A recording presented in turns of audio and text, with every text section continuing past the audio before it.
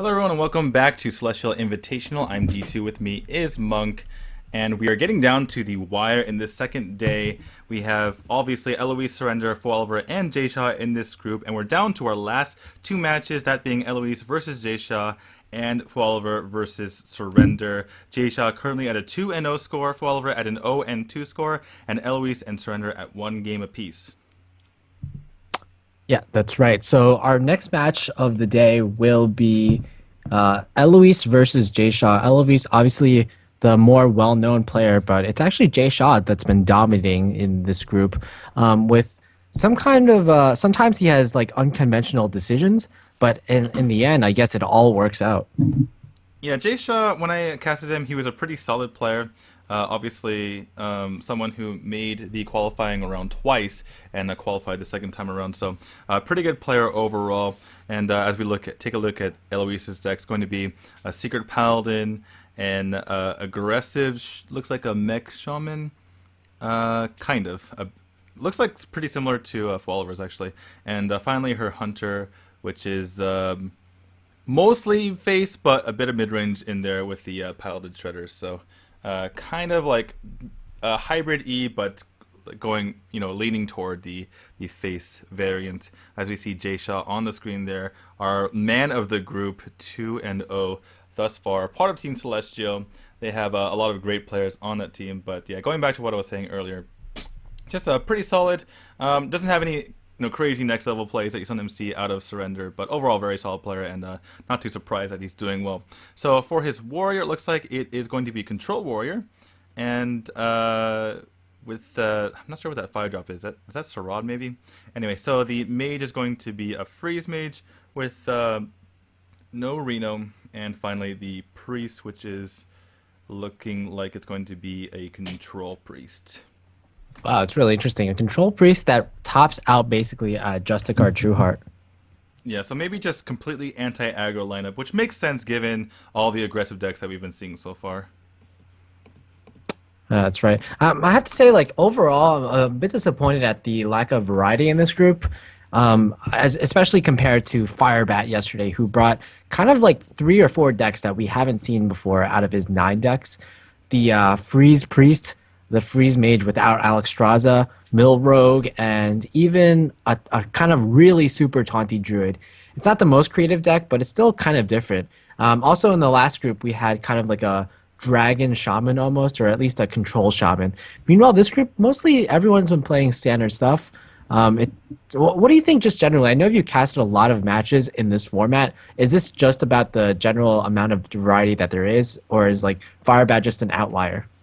Yeah, I would say more so the latter, that Firebat's a bit of an outlier. Typically, you see a lot of the same decks. Obviously, they're all different players, and you kind of see. I mean, they're bound to bring different things. I'm kind of confused about the stream. We saw the Rocket Shark kind of go across the screen. Obviously, we had lag issues yesterday, not thus far up till now. So, is that their stream or mine? Unless Jayshaw's Not really sure. unless Jayshaw's really still. But we did see the rocket. There's that rocket shark again. So, huh, that's a bit interesting. I'm gonna Yeah, go ahead and refresh the stream just in case, just for you guys. We are piggybacking on the Chinese stream again. Thanks for Teams Celestial for allowing us to do that. Looks like it was frozen, which is kind of bizarre. So good thing that we ended up refreshing before we missed part of the game. But that actually worked out really well for us. We got into right up to the first match. It's going to be Freeze Mage versus Mech Shaman. And I think typically this matchup favors the Mech Shaman just because of this one card in their deck, or at least, I guess, 2 cards, the Doom Hammers, which really the Freeze Mage can't really deal with at all. Looks like we might be having continued issues. I wonder why it loads and then freezes. I mean, the rocket shark obviously has been going across the top, and that's indicative of the just the stream in general. I'm a bit confused here, guys. Sorry about this. Yeah, it might be just connection issues from the either from our end to Doyo TV or from Doyo TV to the stream. Yeah, we saw a bunch of GGs in the Chinese chat, so maybe the stream is having some issues as well. As we do see, huh? All right, so it looks like it's having a bit of issues keeping up here, but looks like it's finally starting to move along at least a little bit. Although our OBS is kind of having issues. Um, right. All right. Apologies for this, guys. We'll try to figure this out as we go along. Again, we are piggybacking on the Chinese stream with the permission of the Team Celestial, but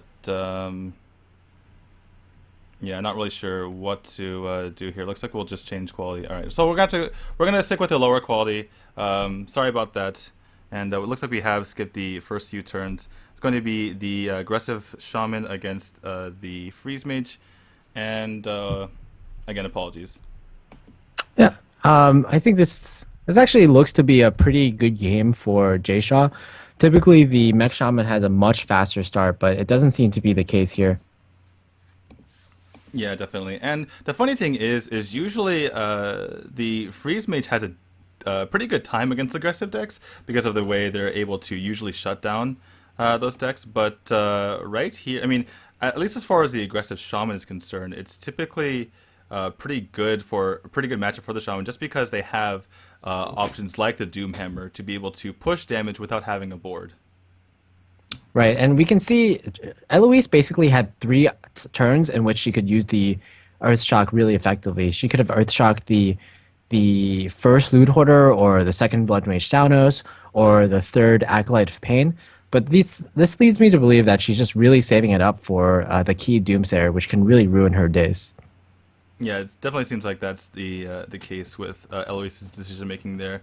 It makes sense with her hand too, because she does have a couple of minions that she wants to have stick on the board. Sometimes if you have a lot of weapon damage that you're capable of committing to your opponent, then you don't really care about your board too much. You rather just deny the card draw. And we do see the Doomhammer come in hand, so maybe her tactics will change from here on out. But yeah, up until that point, it made sense to kind of preserve her board and save that Earthshock for that Doomsayer. Right. This is all playing despite Eloise's kind of lackluster or weak few turns, having to just Stormforge Axe on the first few turns. Right now, she's drawing pretty well. She has a pretty big threat in this Flame Tongue Totem combined with the Azure Drake, which will probably force Jiesha to do some kind of action on turn 5, rather than going for card draw or developing a huge secret. But that means Eloise has a turn in which she can just freely put up the Doomhammer in order to not deal with kind of a threat on the board like the Emperor Thorazane. And with that, she can kind of run away with the game just with the 16 damage that the Doomhammer will provide over the course of 4 turns with the additional threat of Rockbiter weapon. Yeah, exactly. Just looking at the hand of Jiesha, I mean, I know you've made this point a couple of times in different matchups, but typically you don't want to see secrets in your hand. But in this case, going against aggressive matchup, kind of like going against the face hunter, having those 2 ice barriers isn't so bad here for Jiesha. Right, in some matchups, you even keep Ice Barrier in your opening hand, as strange as that sounds. I know Firebat is a huge advocate of keeping Ice Barrier against Face Hunter, but maybe perhaps not against mid-range decks like Mid-Range Hunter or Hybrid Hunter. Right, yeah. It definitely makes a huge difference to be able to have those, and like you said, not the greatest to keep against decks that have annoying minions, which can basically blast through those. In any case, we are going to see finally the Earthshock going to just take out that Mad Scientist pretty easily. Not going to be able to draw the Ice Block is Jiesha off of that, and it'll be pretty devastating if he indeed does draw the Ice Block and has those 4 secrets in hand. Right. In the meantime, Eloise has a ton of damage, like you were mentioning earlier, with that Whirling Zap-O-Matic, with the Doomhammer, so much Wind Fury, and even has the spell damage from the Azure Drake. Yeah, Eloise was saving this Earthshock. I was thinking of maybe for Doomsayer, but also Mad Scientist is a good pickoff because it's a huge tempo gain for the Freeze Mage. Not only that, but she also has an option to deal with potential Doomsayers with the Doomhammer plus the Lava Burst in future turns. Ooh, wow. So picks up the Rock Biter. That's going to be absolutely massive. What do you think about Jiesha's decision to play the Ice Block here? I think a bit of a a little bit of inexperience by him on at least what I believe, because he wasn't going to die this turn with the ice barrier up, and I felt like he could have played the acolyte to draw more cards in the future. Though maybe he might be saving it for the ping, but I feel like that might be a bit too slow. Are you sure he wouldn't die? I guess he was one mana off. Like if he, even if he didn't use, if Eloise didn't use Doomhammer, she could have used Crackle, Lava Burst, and the Rockbiter weapon. But that still wouldn't be enough because she was one mana off. If she had one more mana, then it's. I think it was very obvious that Jiesha could have been dead from just seeing Eloise's hand currently. Yeah, I mean, if he knew that she had such an explosive hand, although I mean to be fair, Shaman does typically have explosive hands with this this deck archetype, but I mean I feel like even if that were the case, you kind of have to take a chance that she doesn't have that explosive hand because you're probably gonna die anyway if that's the situation. Yeah, things are looking pretty grim for Jiesha. Even more burn coming into Eloise's hand. So can she pop the block and kill the Doomsayer this turn? That would be kind of huge. I'm almost certain she can. There's just so much damage here on board. In addition to that, there's spell power on board as well. Do you think maybe you just start off with a Crackle on the Doomsayer here? So she has 21. She needs to get through 28 damage. She has on board 10 just from the Wind Fury.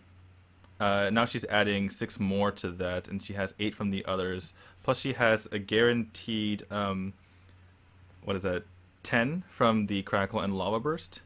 And I said all those numbers, but I didn't actually add them up. So, anyway.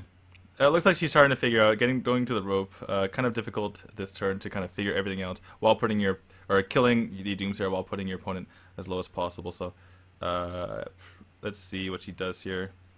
Lava Burst to face, so that's going to leave Jiesha at 1. Really well played by Eloise. Gonna give her a golf clap for that one.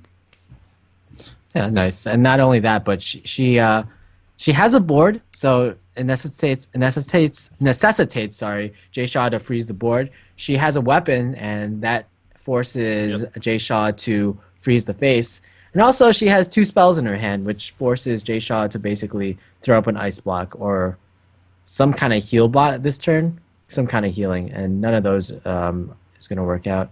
Oh, although she can actually Mad Scientist and Fireball the Mad Scientist, but how good does that feel? Yeah, that's just delaying the inevitable. There's really no way to come back after that because you're not freezing the board, and even if you Alex Straza yourself the very next turn, you're just going to die. So Jiesha's not going to show any more cards, even though they're pretty standard. Going to concede, and Eloise is going to take the first game, go up in the series 1-0. Right, and I would have to say Mech Shaman is generally has been performing not that well in this tournament, so it's actually really key for her to get that out in the first few games.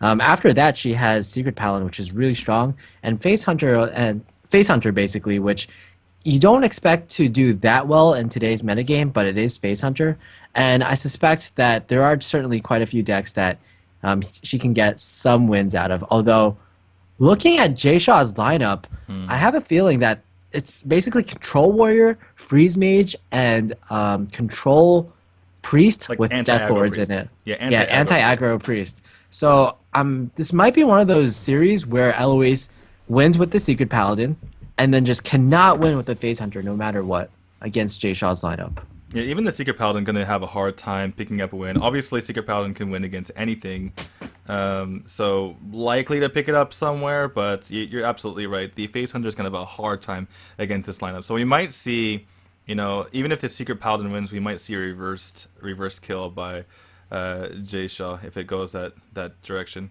But we will see what happens. We're not going to count anyone in or out of it quite yet. As far as this matchup goes thus far, Eloise has a pretty reasonable hand. Can go with a Knife Juggler to contest or basically dominate this Northshire Cleric. And from there, she has a reasonable card after that. It's just really night and day whether you have this Knife Juggler to contest the Northshire Cleric or not. Because if you don't, you're basically like conceding to your opponent that she will draw cards. Yeah, Whereas yeah, go ahead. Yeah, whereas with this play, now Jiesha, he's pretty much given Eloise a free Northshire Cleric. Basically, that Northshire Cleric says heal for 3. Yeah, pretty much. Though the Shrinkmeister will help quite a bit, and the Knife Juggler can't get a good trade on it now. So it's ended up being a pretty good turn for Jiesha. But yeah, unlike the Dragon Priest, the Control Priest really, survives on having that card draw. This knife doesn't matter too much. Looks like, yeah, Eloise just, I mean, there's no reason not to shoot the knife, right? So goes for that. And Jiesha doesn't really have much to do. Probably wants to save that Circle of Healing for something more important than just pinging off the shield. So, gonna be kind of a difficult turn for him right here. Do you think he develops the the Pyromancer or no?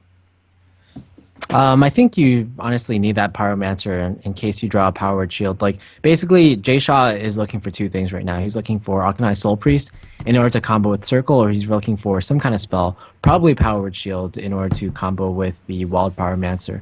And you just can't, as a Control Priest, you can't throw away parts of your combo, or parts of your combos in order to just get a minion on the field, especially when you're just getting traded into by so many different things.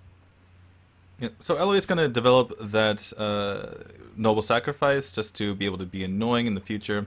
Didn't want to go with the redemption because obviously doesn't want to get the Silverhand recruit redempted, and or redeemed maybe is the word. But yeah, just going with that for now. Wants to develop the 1/1. Going for the both secrets wouldn't be the greatest either because then the defender gets redeemed. But for Jiesha, again, a pretty, standard Control Priest turn. Just do nothing and pass on turn 4. That's kind of the weakness of Control Priest. Yeah, basically faking Frost Giant. I like it. With your powering himself. Might as well, right? Another Oh, circle of well, healing. Well, I that's guess actually not bad. true. She can draw 4 cards. Yeah, drawing 4 cards. I was just going to say that Jay Shaw is 1 card away from a pretty decent play.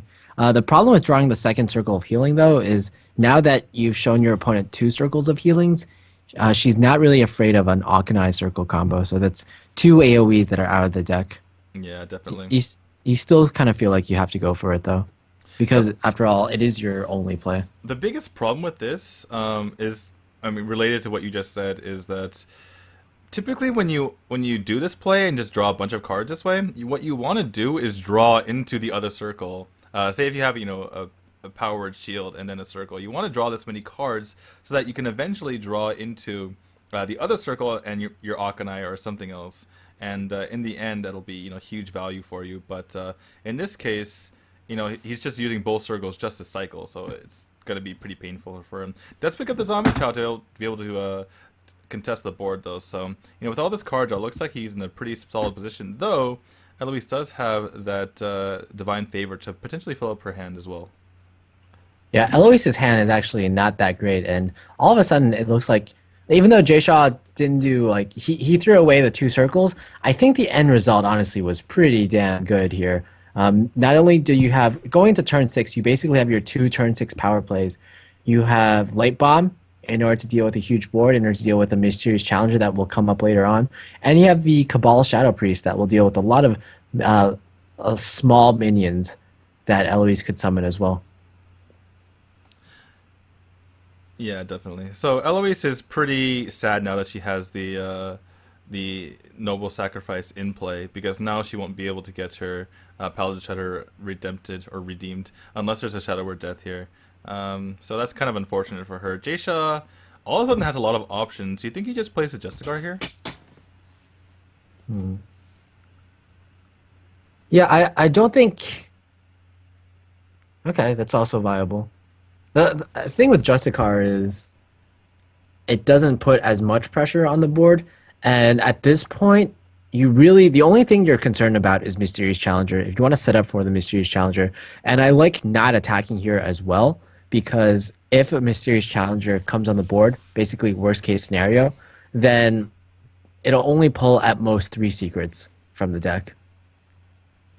Yeah, definitely smart of him to hold back and not attack there. And instead, Eloise is just going to have to play the secrets manually and get the Divine Favor. It does allow her to get 4 cards out of the Divine Favor, which is pretty good. Same amount of cards that Jiesha picked up with his combo earlier. But, A lot of tension on the board with Sylvanas, and going to be difficult for her to come back into this game.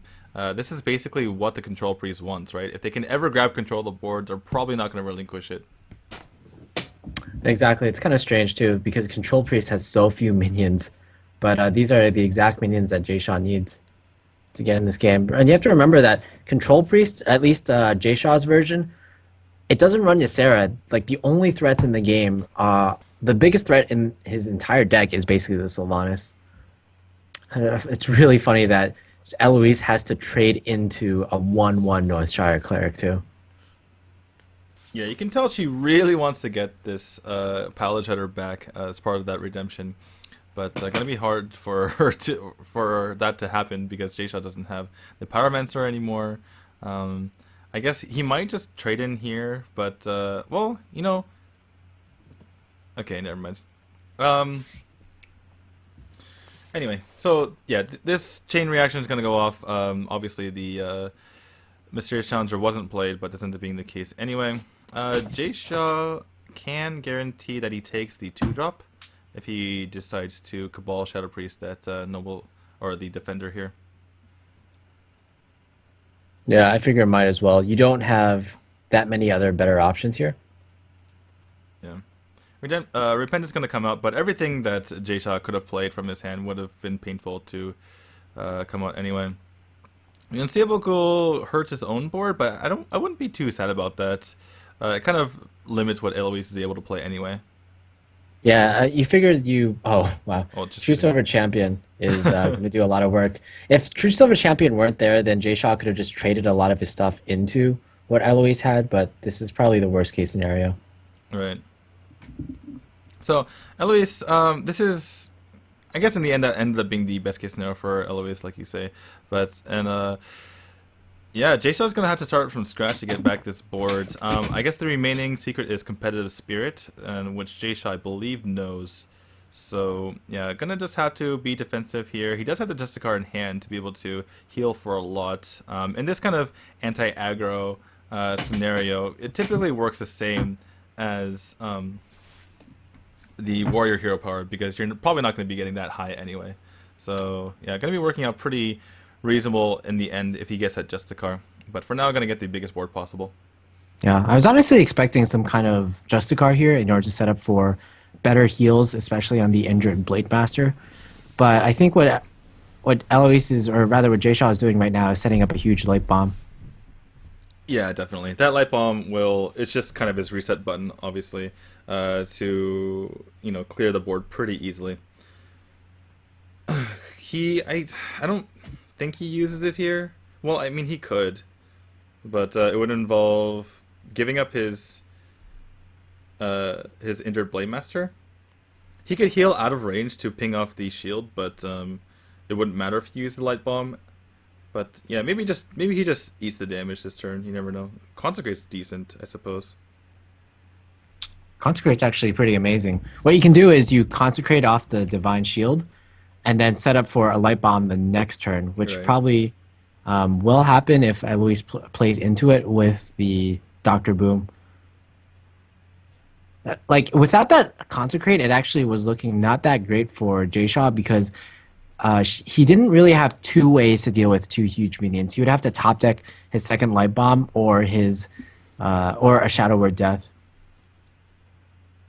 and always that Ashbringer will cause a lot of trouble. Yeah, definitely. I do like the heal on the injured Blade Master just to be as annoying as possible. Make it harder for Eloise to deal with. And now, yeah, it ends up working out. It's almost like he was able to heal himself by healing his Blade Master because of the fact that Eloise ended up trading into it. Mysterious Challenger pulls two secrets. Do we know what those are? I forgot which ones we've seen already. They're probably just Avenge and Noble Sacrifice, to be honest. Let me take a look at the deck lists. Yeah, most likely they're those two because there's 5 types of secrets, but I don't believe there were 2 copies of those played yet. Right. So Jiesha has a few options here. Obviously, Jiesha is kind of in the driver's seat, despite Eloise having a much larger board. It's just kind of how Jiesha plans on going about these next few turns. This Akanai is a pretty big pickup because of the Light of Naru to be able to start clearing off some minions. Um, but gonna be difficult if he gets his That was opponent re I was just gonna say that was a really dangerous play because exactly this could happen. right. Huh. So now Jace's kind of put himself in a bit of trouble here by doing that. I mean, he can light bomb next turn, but he will have taken a lot of damage in the meantime. Right. Could it be a critical plunger that he just did?